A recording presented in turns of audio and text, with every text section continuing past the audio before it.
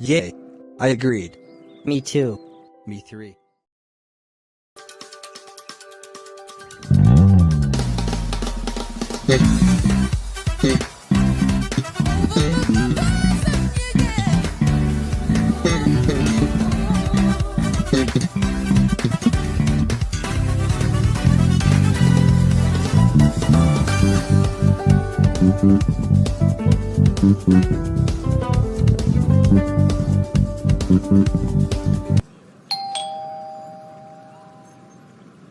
Coming! Hello Johann Wolfgang Dizen.